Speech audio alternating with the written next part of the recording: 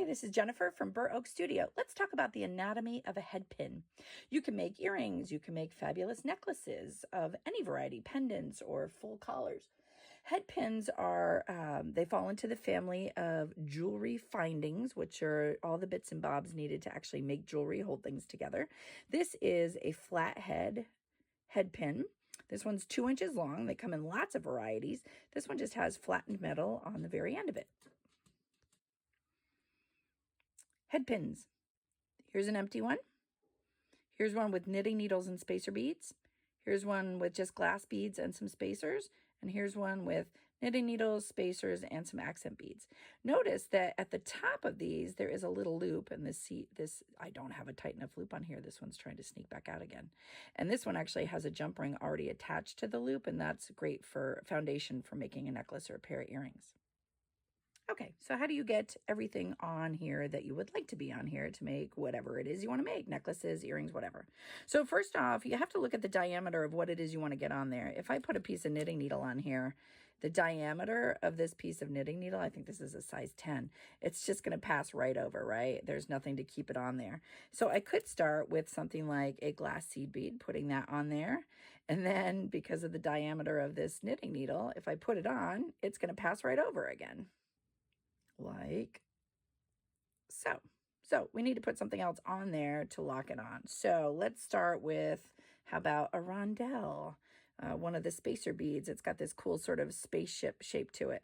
And it's small enough diameter opening on it to have it stay on the head pin. And then when I put my knitting needle on top, it locks it right on there. And then I can add more knitting needles if I want, or more spacer beads.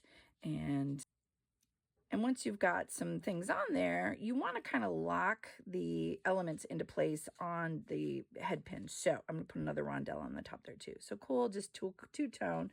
You do want to leave about 1/3 of an inch at the top of the head pin because that's where we're going to make our loop. And to use those, we are going to use these cone-shaped. These are actually a 3-in-1 plier. It's got cone shape, flat plier, and cutting also. So using these cone-shaped portion of the pliers, we're actually you need about 1/3 of an inch left on your head pins. So to make that curl. So I've got a little extra here, that's fine. I can either snip it off with the cutters here, and we'll just take a little bit of that off because we don't want a lot of excess. Safety glasses or standing away. I have my glasses on in the background here.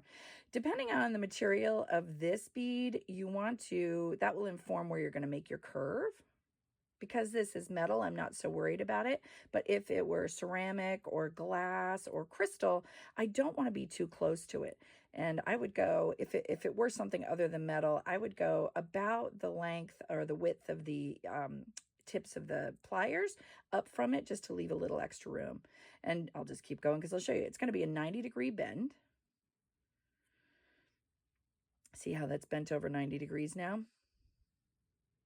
And where I grab the very end of this wire in the pliers and start bending it, that's going to inform the diameter or how big my loop is. And I don't want them really big. I just need to get a jump ring in there. So I'm going to grab right down here at the tip. Now you notice I hyperextend my wrist to start and then curl it back in. And if I need to readjust, I leave half of the pliers in the curl, move them, and bring it back in again. And you do want a pretty closed loop there. Let me show you that process one more time. 1/3 of the head pin, 90-degree bend. And then where you're grabbing it with the pliers is going to be the size of the loop that you make. I pre-twist my wrist, so it's one fluid motion, grabbing the very tip of the wire and then rolling it back. And if I stop and need to reposition, I leave half of the pliers in the loop. Head pins.